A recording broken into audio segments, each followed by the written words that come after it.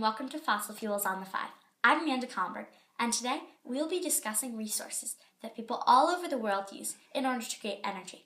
First, let's refresh our memory on the different types of sources used to create different types of energy. There are two types of sources that we'll be discussing today.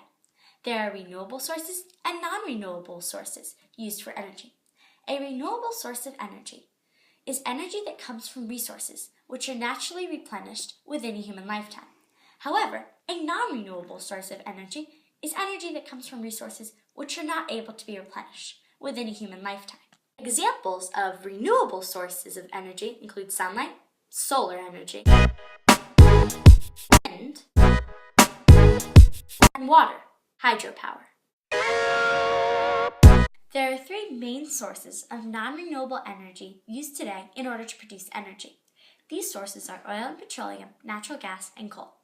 Although these energy sources are very important in everyday life, both renewable and non-renewable sources of energy have some negative effects on the environment. Some negative effects that the uses of non-renewable sources of energy are having on our environment include air pollution, global warming, and animal life and habitats. There are certain ways that people can limit these damaging effects. First, just by recycling, people can help to reduce air pollution, global warming, and the damages that non-renewable energy sources can cause to animal life and habitats. Also, by becoming a vegetarian, people can reduce the amount of water and fertilizer being used. Although there are not nearly as many negative effects of using renewable sources of energy as there are with using non-renewable sources of energy, there are still some negative effects on the environment. These negative effects include too much water use, loss of animal habitats, and pollution caused by the carbon that wood burning can release.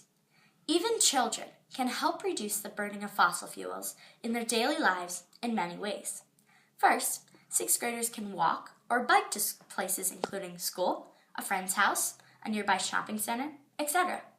This can cut down on the amount of air pollution caused by cars, trucks, buses, etc.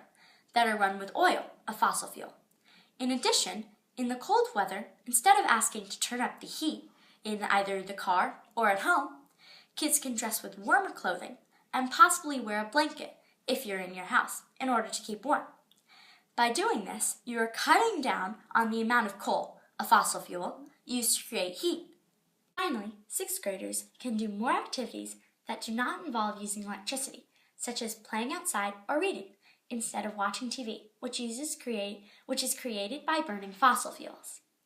The main natural source of energy used by the most Montgomery County houses to create electricity is natural gas. However, some houses and businesses use alternative energy resources. For example, the Forecast Store, located at 218 7th Street Southeast in Washington, D.C., uses solar panels to provide solar energy in order to power their business.